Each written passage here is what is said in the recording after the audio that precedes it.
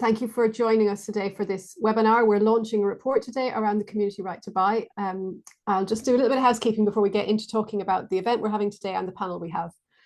This event is being recorded and we will upload it to our event page afterwards for those who haven't been able to make it, if you want to share that with any colleagues. We're also keeping the chat function open so that people attending can talk to each other and share ideas. But if you want to submit questions for the end of the session, please use the Q&A and we'll try and pull those out and make sure that we can get as many of them asked to the panel as possible. Tech-wise, I mean, if things fail, we will try and get this back online again, etc. But, you know, I think nowadays everybody's pretty used to doing Zoom seminars and webinars, so it should all be good. So thank you for joining us. My name's Alva. I'm Deputy Chief Exec at Power to Change. We are the think, do, thank that backs community business. And over the years, we've obviously done a lot of work in this space, and we know that community business really works to build stronger communities and make better places. And we've seen over the years how much difference it makes when you put community power into community hands, creating resilient places and better local economies. And a big part of that is a community ownership of assets. We know that that's a hugely important factor in communities, shaping the places they live in and helping to contribute to their economies. So our role is bringing people together to try and help shape the economy to help community business thrive better. The topic we're here to talk about today, I'm really pleased to be here talking about this. It has been a long road and we have worked alongside a lot of partners over the years to advocate for community right to buy and community ownership of assets. We know that the access to community assets and ownership of these makes a huge difference for community businesses and community organizations. And then obviously, of course, the communities that they're serving. So I will kind of leave it there, but introduce our speakers. We've got 4 fantastic speakers and very knowledgeable today. In order that they'll speak, we have Josh from Power to Change, who is the author of the report we published today and has done a lot of work understanding where we're at now is understanding how actually you make a community right to buy work. We've got to the point of having that general acceptance that this is what's needed. How do we make that work and how do we make it a success? We have got Imi Kaur, who's the co-founder and director of Civic Square. She's part of the leadership team there. Civic Square in Birmingham, if you're not familiar with it, is kind of a range of things, tangible and intangible. It's a public square and a neighborhood lab, but it's a place where kind of people are coming together to participate, and it's a platform for thinking about how you can do, Imi, correct me if this is wrong, how you can do, very good, civic infrastructure better. Linda Gillespie is with us from the Development Trust Association in Scotland, where she's the head of community ownership. And she obviously has a huge background in community ownership and will be able to tell us lessons and advice from the Scottish experience, where this agenda has been a little bit more advanced over the years. And last but not least, Joe Fortune from the Cooperative Party, where he's the General Secretary. The Co-op Party is the political voice of the British cooperative movement, of course, and a sister party to the Labour Party, and also has for a number of years now really backed calls for community ownership of assets and community power. So great panel to talk about this. I will hand over to Josh to kick off, and we will hopefully have about 20 minutes at the end for questions. So post your questions in the Q&A or hold those until we get to the end of the session. Thank you very much. Brill. Thanks very much, Alva. And yeah, as Alva said, lots of the individuals and organisations who are on this call today are really why a community right to buy was included in the King's Speech and set to be part of the devolution bill, not least the kind of Labour and cooperative MPs who have been pushing for it as well. I guess I want to start today with just outlining like why this is important, why we're all here, why we care about this. I think part of that is because when you poll people, over 70% of people will say that they have little or no control over the decisions that affect their lives. And if you spend time talking to people who don't work in policy circles, think tanks, politics, that probably kind of won't surprise you. And I think in part that's definitely about political decision making, but it's also about that sense that things can change in your local area and you don't really have much of a say about it, whether it's a local pub closing, whether it's losing green space, whether it's your high street becoming more run down. And that is why a community right to buy is really important. Unlike the community right to bid that exists currently, it would give communities a right of first refusal on those really important assets in their community that they care about. And it's something that's been a long time coming. It was mentioned when the coalition were in government, when the big society was in vogue. It was also mentioned before that, way back when David Miliband was a local government minister in the last Labour government. So I think the new government will be pleased that it's got the opportunity to kind of tie together this policy thread, but equally as important is that they take the opportunity to make sure that they get this right. And that was really the kind of genesis of this paper.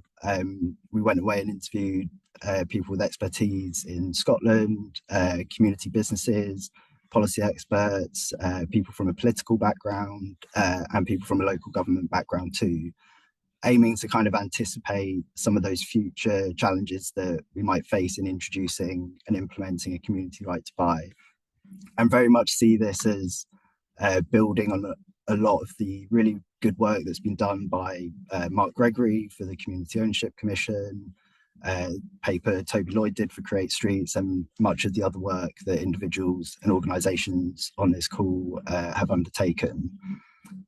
In terms of what we recommend in the paper, in terms of the legislation, that needs to introduce that right of first refusal to address the core weakness of the community right to bid.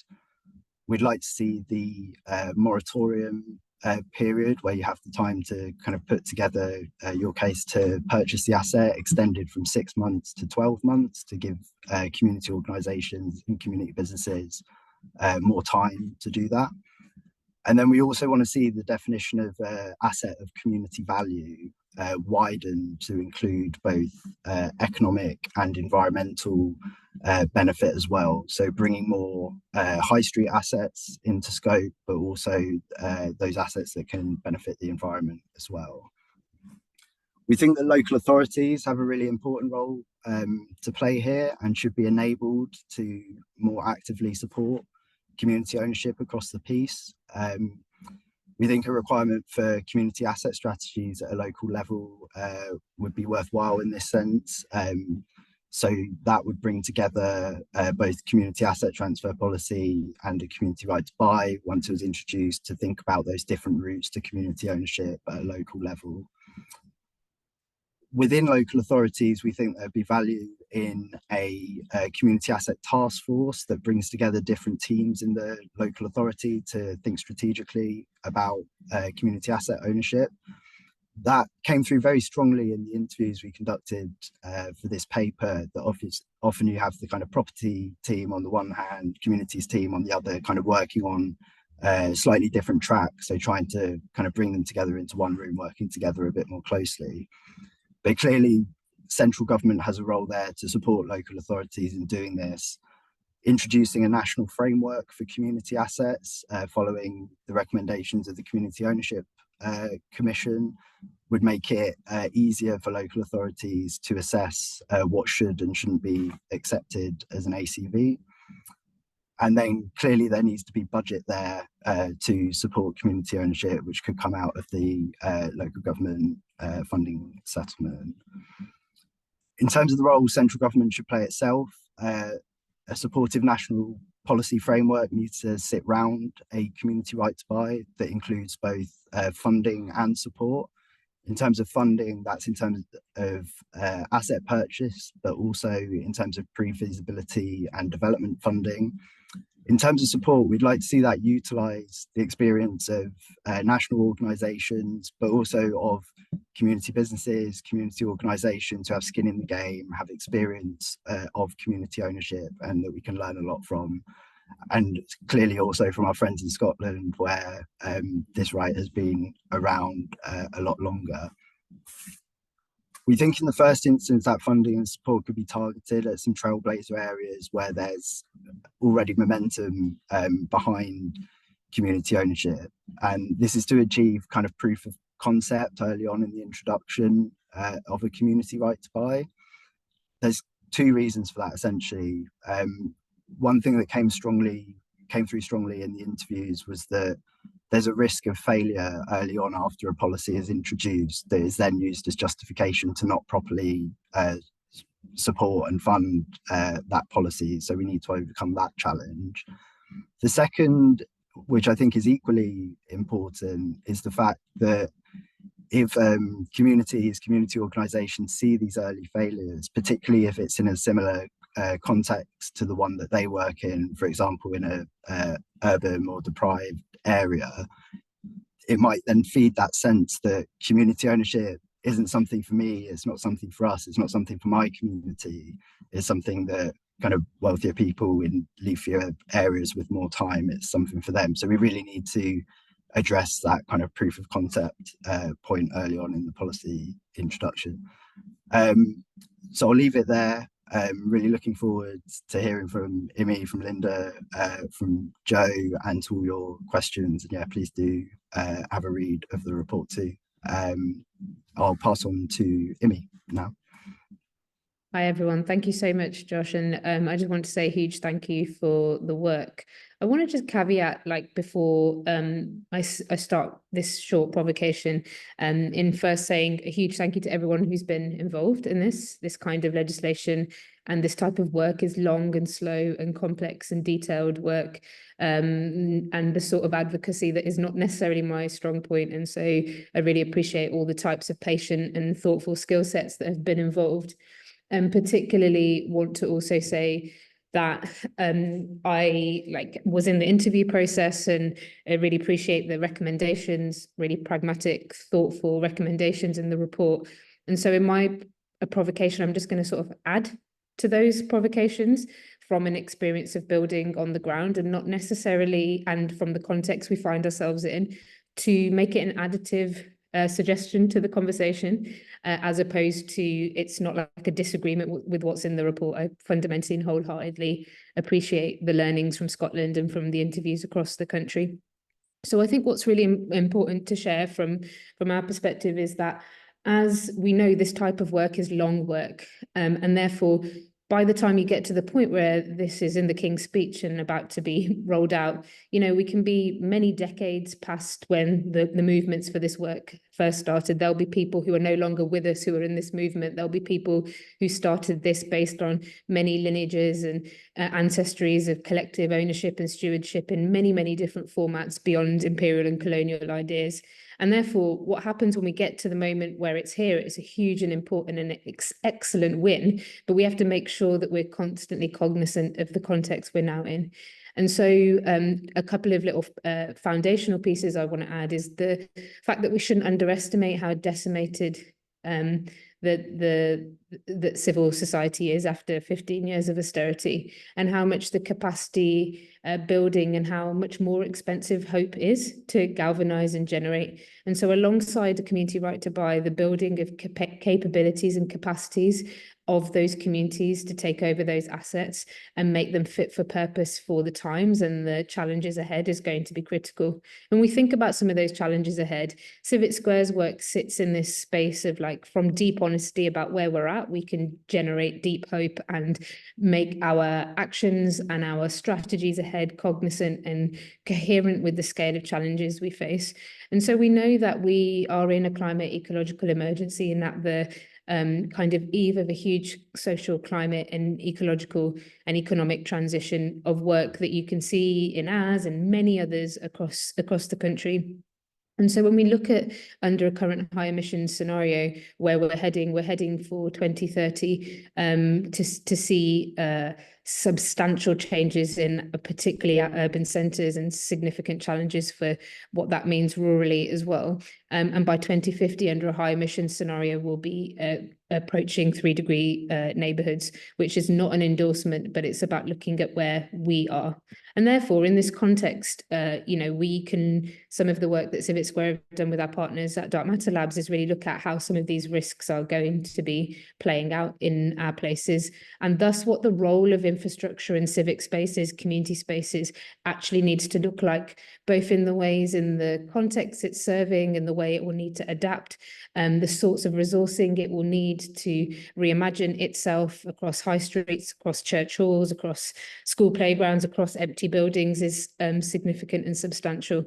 And it's really important to additionally think about the material and reimagination and retrofit of these spaces are going to take imaginations around the types of materials and redevelopment approaches we take that we haven't seen over the last 50 to 100 years, especially in the UK.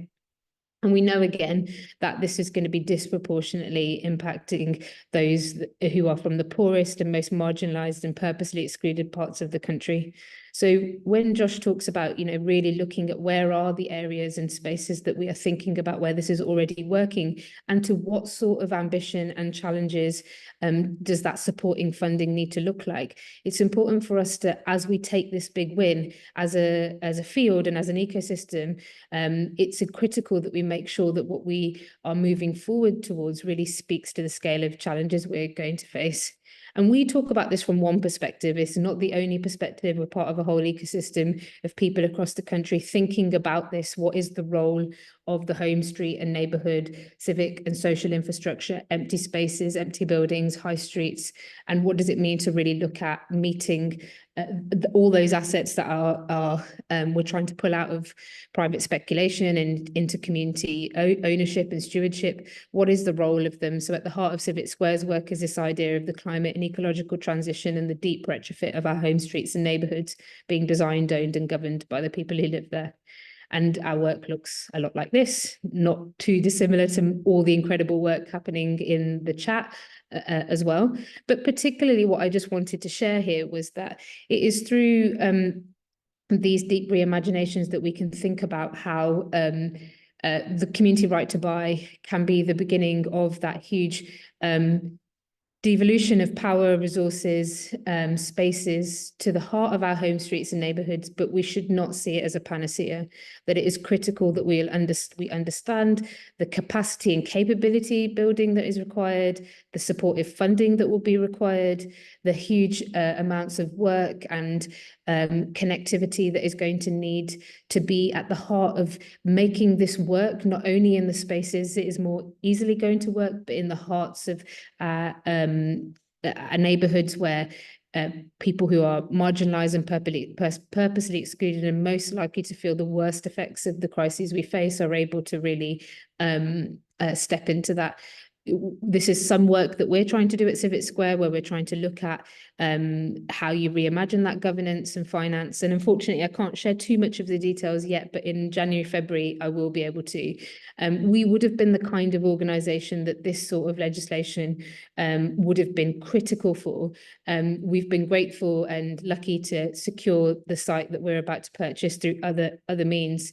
And alongside it, what has really happened is a reimagination of the finance that is going into it and the capabilities and capacities needed around that.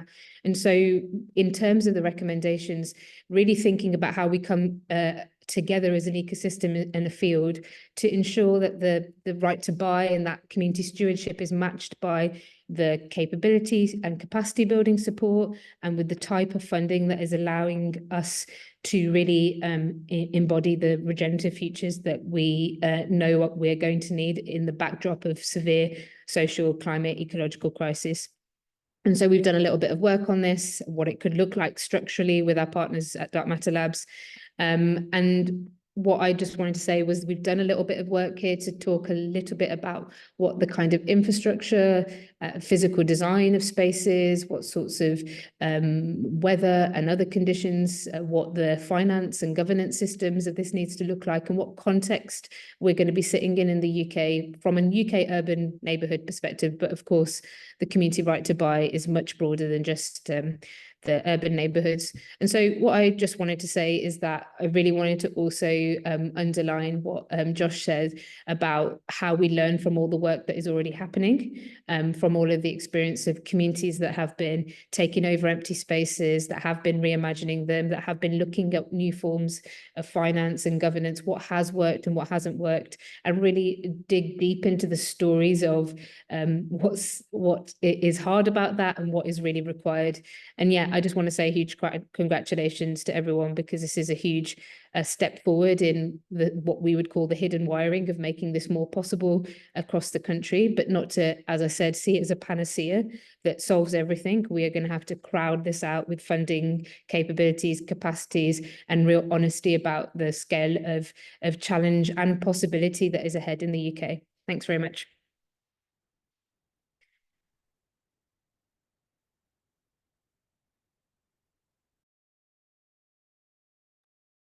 Amazing photographs to finish on. Thank you very much. Well, Linda Gillespie from the Development Trusts Association Scotland.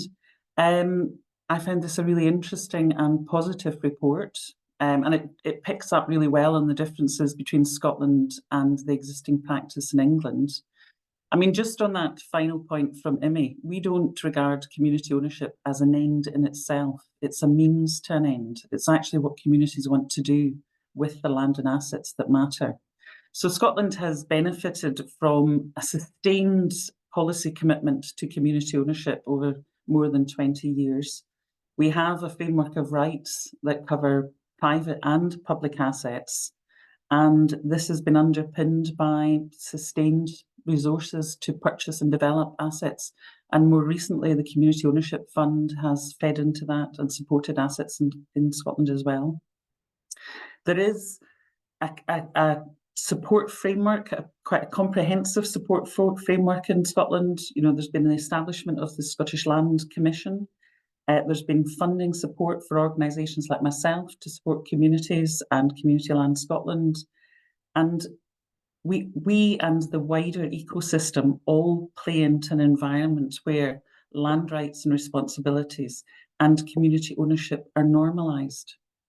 So the community right to buy as a right has been registered on numerous assets, loads of assets in Scotland, but actually as a result of a registration, by far and away the most transactions are on the basis of a negotiated sale.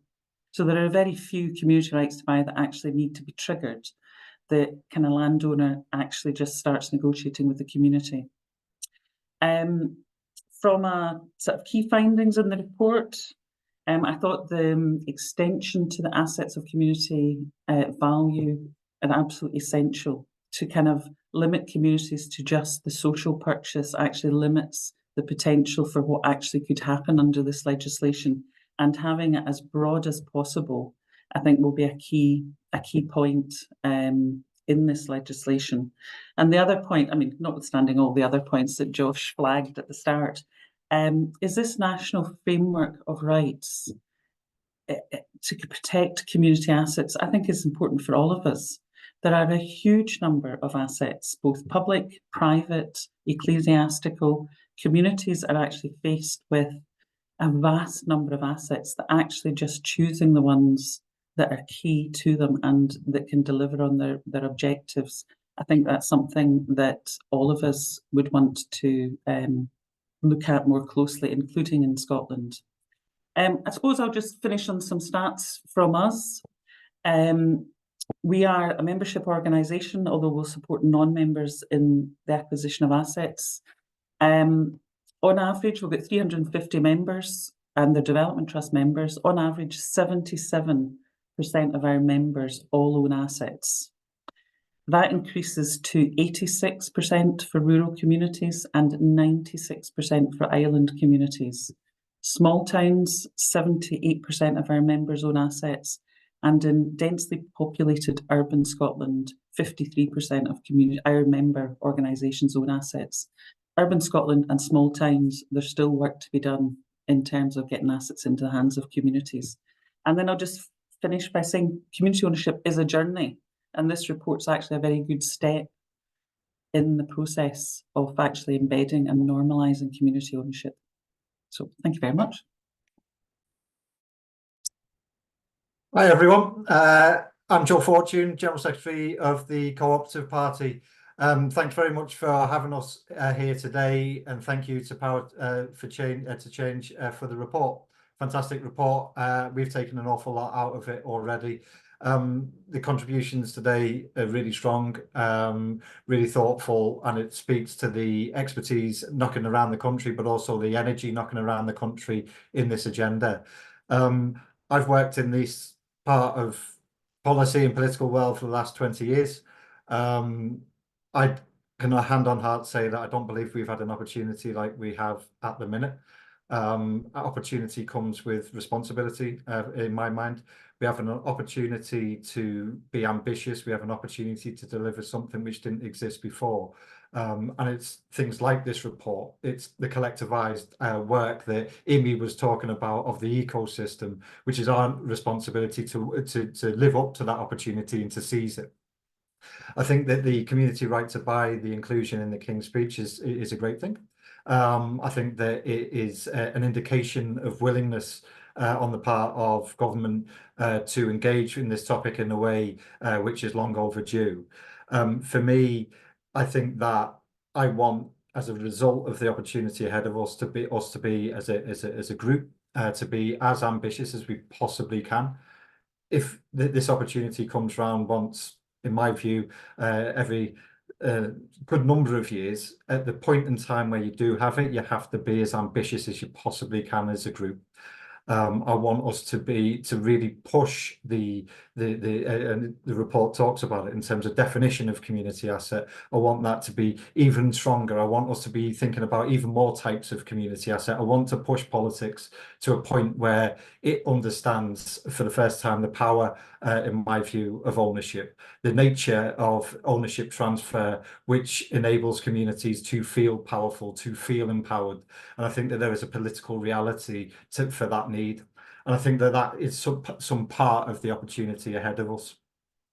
From my party's point of view, from my point of view, ownership and the nature of ownership is central to this agenda. I want us to be able to create millions of owners of assets around this country. I want the power of ownership, the utility of ownership to be felt by many, many more people than it currently is. From my point of view, this sits within a suite that I want this government to pursue. And I think it's a slightly wider perspective, is that we have a government committed to doubling the size of the cooperative and mutual sector. We have a government committed to 1 million owners of energy, producing 8 gigawatts of community-owned energy in this country. We've got GB Energy being set up in order to deliver it. Now, I want that agenda to be much wider. I want that, and of course, the community right to buy and the things which come with that. But I want it to be wider. I want us to be thinking about different types of asset. We know the power of the models that you're talking about and have been spoken about already today. We know the benefits. What's really nice about, I believe, our ecosystem, and it's a great word, Imi, the ecosystem, is that there's an awful lot of agreement within it. There's an awful lot. I've been part of other ecosystems, believe it or not, over the last 20 years in politics, where agreement is short on the ground. But there's an awful lot of agreement about not just the benefits, but the tools we need to enable real change. So I think that that's a power that we have. I believe that you have a government which is minded to look into these agendas in a slightly different way, and that takes us to the measures within the report. The measures in the report are some of that ambition, some of that, the scale of change required in order to get high streets, communities into a place of owning the things which are important to them. I hope there will be plenty of other people on this call doing similar work. I hope there will be plenty of other people on this call engaging with political representatives of all hue to take us to a point in time where the true nature of community power is something that is understood and well facilitated. And I congratulate Power to Change for a step along that journey today. So thanks.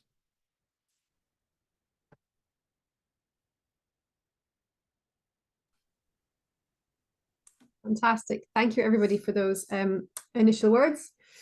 And I can see the chat is super busy, and it's really, really nice because I recognize so many names, and it's a real sense of, well, for me anyway, real sense of, like you said, an ecosystem, a lot of organizations, we're all sort of pushing in the same direction on this. And I think rightly excited, like there is, I mean, you're right, Joe, it is, you know, these opportunities don't come along very often. This is a huge opportunity.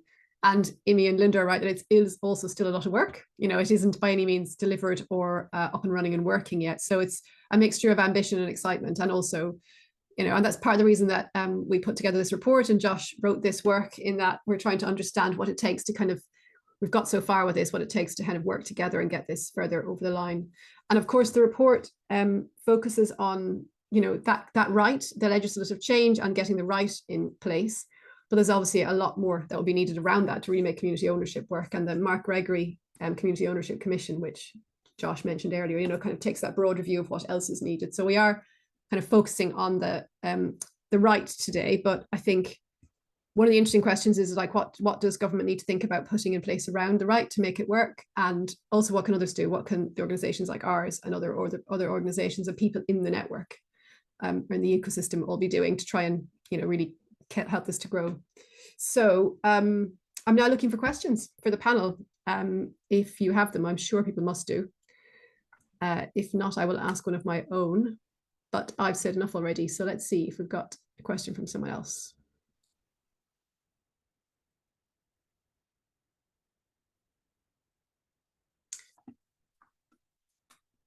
Who would like to go first? If not, I will. Claude is talking more community shares. I mean, perhaps I can get the panel warmed up while people think about their questions. On that first question, essentially, we have focused in this report on the right to buy. But what other things does government need to be thinking about in terms of supporting community ownership and making sure that if you put this right in place, everything else would be there to make sure that it delivers? Does anybody want to start on that? Sorry, Joe, you go. Oh, no, Amy, you come on.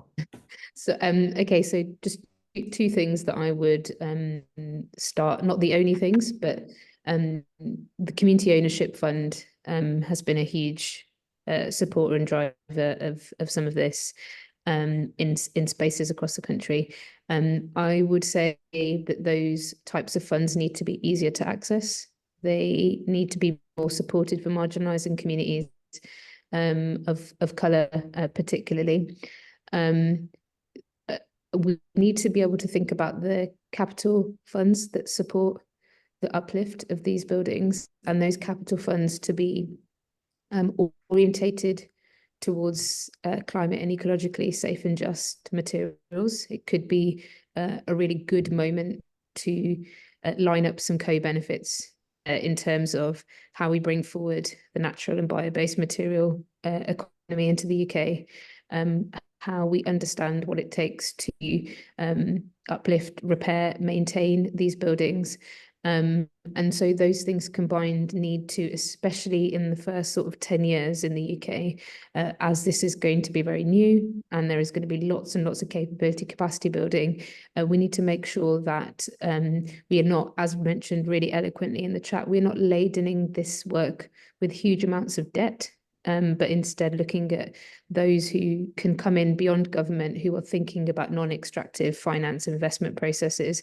And there are so many funders working in that direction now. Could do a shout out to a few, such as a Good Ancestor Movement, such as People Across 30 Percy and others. And so philanthropy has a huge role to play in the first 10 years of this to support non-extractive investment into this work, so that we can have many of the early wins being in communities that would be most unlikely to be able to access this, and that we are not reproducing climate and ecological harm through the approaches, because we are so obsessed with the win that it's like we need to get these buildings back into working at any cost, and instead this be a movement where we can connect many co-benefits together. And one of that is the built environment movement to be more climate and socially and ecologically just. Plenty to agree. I would agree with there as well, Alva and Imi. The thing which I'm, I suppose, in some ways most focused on in a way at the minute is development and capacity build, capability build. I think that there are some fantastic organisations around the country who are able to do it. Some of them are represented on this call. I saw names flash up earlier on, but I don't think there's enough. I don't think there's enough in terms of not just numbers, but expertise. That takes financial support to generate that. I think that is necessary. I think it is necessary not just in this space, but in that wider space that I was talking about within the cooperative and mutual movement, within the energy place, and especially something which was touched on by Josh in terms of different types of communities accessing these sorts of rights, this sort of benefit. It's not that the other communities, urban communities around the country, don't pine for the type of ownership and empowerment that our movement can give. It's absolutely the case that they do. And we see the results of when that isn't afforded to them. It's all about that ability for us to support them in that journey. And that is development support. It makes me sad in some ways that so many, well, sad is the wrong word. what I want is what other types of business model has. I want there to be, there's great business support, traditional business support around the country, many pounds spent for many state and local actors in that endeavour. And I want us in our world to have an ability to access and to benefit from some of that development capacity. I think that's necessary. And I suppose from my point of view, allied with that is for it to be better understood within local and regional economic development. I want politics, politics with that small p, to understand its true potential in terms of that economic development piece, as much as something about an asset which is moved away. I want it to be intrinsic to the way in which we seek to grow around the country, and for that I sort of want an ability and a role to be created for councils, and there's some councils no doubt represented on the call today. Some councils are in a fantastic place. Some councils are really open, facilitating, understanding, encouraging. But that's not universal. It's not necessarily an ideological point of view. It's more about their ability and their understanding, their expertise. So for me, there's a role of development capacity. There's a role to understand it better as an economic necessity for the country, but also in that local government setting as well. Yeah, we've had a good flurry of questions in the Q&A, and quite a few of them are around that local authority role, which is very important. And so, people asking questions like, how do we facilitate local councils to be able to sort of manage this process, sell assets to communities? I mean, we all know about the sort of forced fire sales in the last year or two because of the financial situation. So, and Chris Croucher from Plunkett Foundation talking about, because they do a lot of work on the ground helping with community asset transfers, and they have a lot of experience, and the capability of councils and their experience and their sort of ability to do this varies hugely. So, I mean, Linda, perhaps your perspective from Scotland, I don't know, but the thoughts about how we can help with local government around this capacity. Well, I mean, we're talking about the community right to buy, but in Scotland, there is the Community Empowerment Act, which Part 5 gives communities the right to request the transfer of any public assets on the basis of management, ownership or lease. There's a presumption in favour of the community proposal unless there's very good grounds for refusal.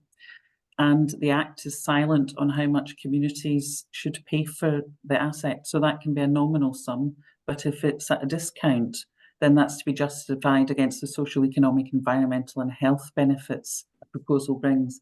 And ultimately there's a backstop appeal to Scottish ministers. So the framing, public assets are not treated the same, whilst they can be subject to a community right to buy. It's not a good look in the hierarchy of legislation. If it's a public asset, then communities should be able to use the Community Empowerment Act. So because you have that framing round about community empowerment and community wealth building and property and land and assets being one of the pillars in community wealth building, there is, I'm not saying it's smooth, but culturally the public sector is coming at it from a slightly different standpoint. So the community, well, not slightly, quite a different standpoint. And our work, we're funded to work with communities and the public sector in the transfer of assets into community ownership. I mean, just back to on Joe's point about support for communities, despite having a framework of rights with a range of community rights to buy and the Community Empowerment Act, we still have a challenge in supporting disadvantaged communities or communities in areas of disadvantage, particularly in urban Scotland. So that's something that we work and focus our activities in. And we've not got a solution for it yet, but we're certainly working to build capacity there. I come in on the local government point and agree with a lot of what Linda was saying, because I think it's something, it wasn't a route I was really expecting to take when we set out on the report, but it came through really strongly in a lot of the interviews that we conducted. I mean, firstly, we have to kind of acknowledge the financial situation of local government in England at the moment, and that there'll be people within local government who are supportive of this agenda, who want to do more to actively promote it, but find it difficult to in the current context. I then think as well, there's I guess like the spirit of devolution is that you kind of would leave local regional government to decide, kind of give them the autonomy to decide kind of what they work on. But from speaking to community businesses, that kind of patchwork of like some councils being supportive of community ownership, some councils not, just doesn't really feel like it was working.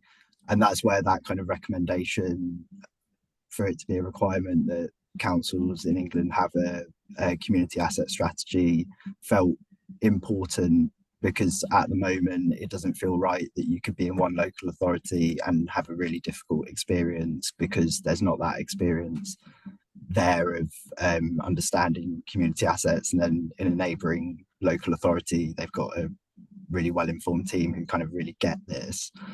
So that was, yeah, kind of where that recommendation came from the report. From my sort of point of view, I've got a responsibility piece here. My party's got a responsibility piece. So we've got, 1 in 4 Labour councillors, a Labour and cooperative. So our party has an education responsibility with those political representatives, something we take very seriously, something we put quality information and activity into that network. So we have something for ourselves to do, and other organisations will have similar responsibilities and networks and ability to educate, and we should take them. However, I do think that on top of that, I think that there needs to be a much, it's something I think Amy was saying about that sort of understandable single set of processes. Understanding will certainly help. There's one other bit which I sometimes think about, which is in and around demand. And sometimes, this sort of horrid market piece of, supply and demand. If we can get to a point where local authorities are many more times routinely asked to go through with the appropriate framework, with some political need and education, the local authority itself will have a better ability to start understanding how it feels, what it looks like, what the pitfalls are, how they did it last time.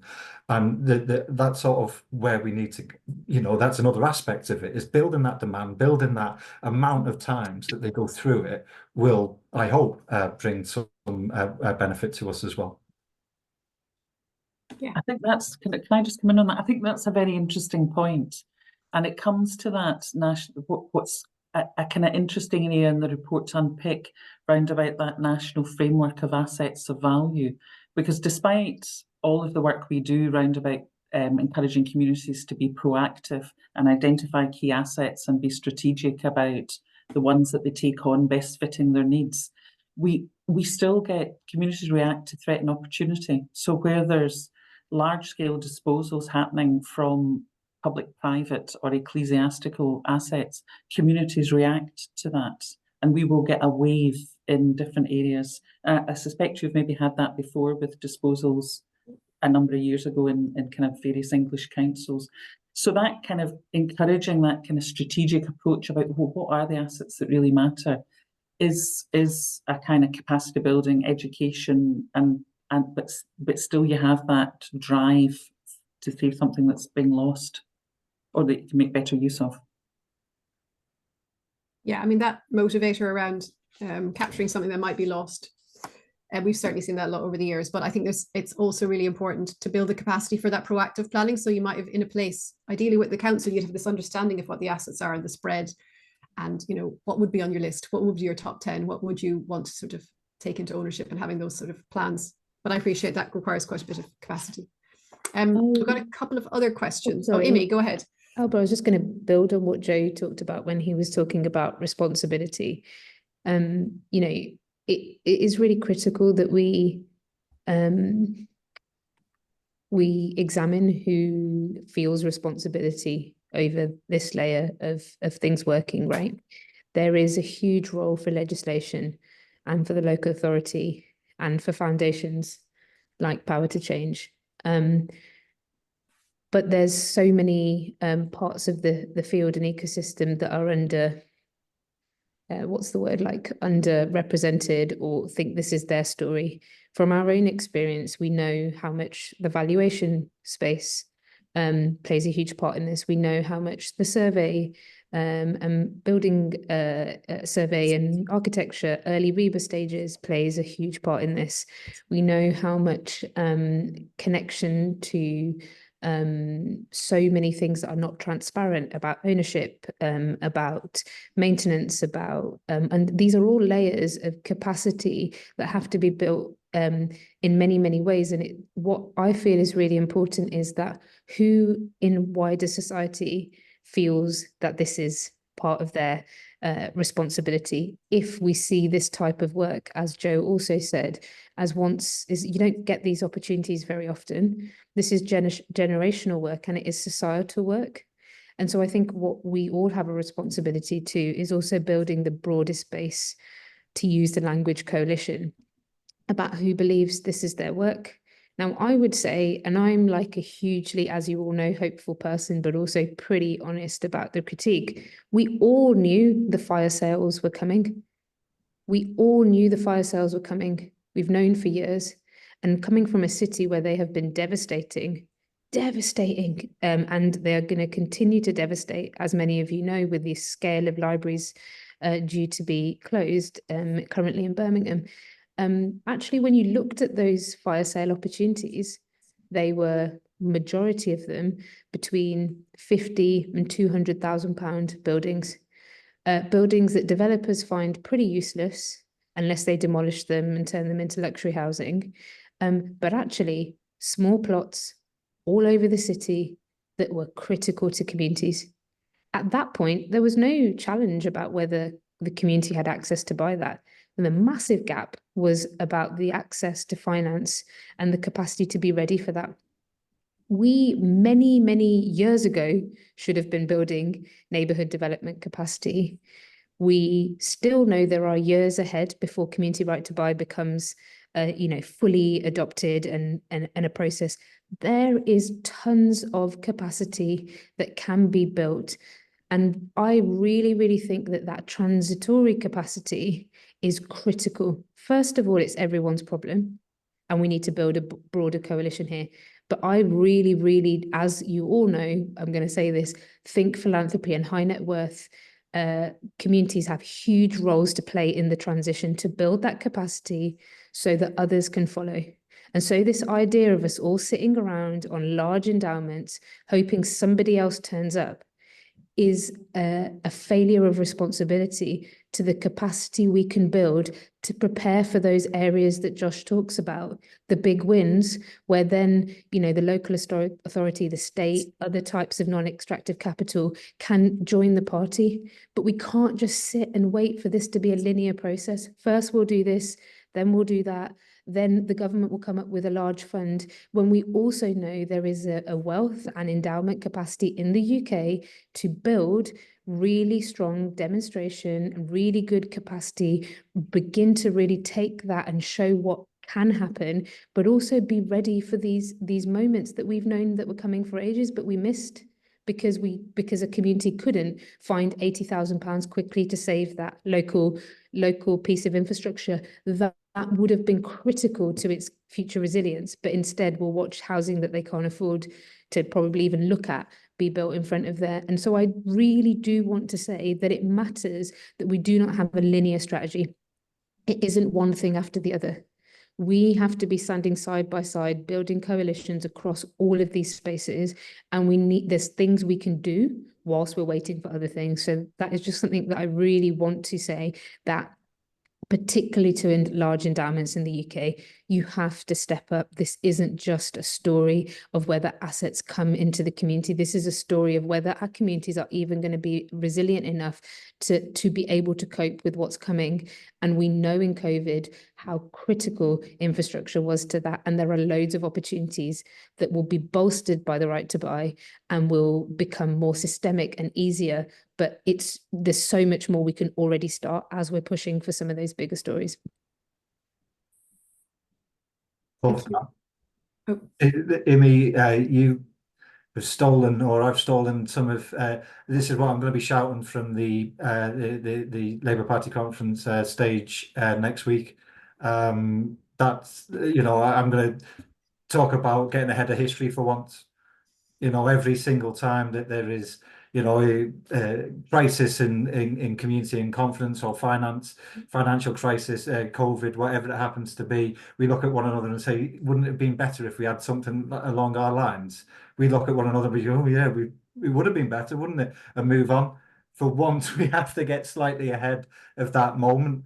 And that's going to be something that I shout from the tops of my lungs. The other piece there about that broadest definition, I think, is hugely important for us, because we are not big enough, we are not strong enough in our separate aspects of this world. We have to have a really all-encompassing aspect of what community power looks like, because by dint of that, the size of those different groupings, but also those different traditions, we have a chance of persuading political narrative and political actors to invest in us as well. So yeah, no, huge agreement. I hope it's been recorded, because I need some sections of that for next week. It is. Josh, do you want to come in? Just to add to that, I guess, in terms of, yeah, I guess what community businesses, community organizations can kind of be doing in this political moment, because like clearly government is going to be under kind of pressure from lots of different sources, lots of people pushing for what they want. I think like it's our, speaking about responsibility, like collectively as a sector, I think we need to be thinking about like, what are we kind of calling for in this period? Now, as we all said, we've got a really great win in a community right to buy. People have spoken about the community ownership fund. There'll be a kind of push that's needed there to make sure that we get a kind of improved version of the community ownership fund, either whether it's in the budget or whether it's in the spending review. The community wealth fund hasn't yet been kind of implemented. That's something that we should be pushing for.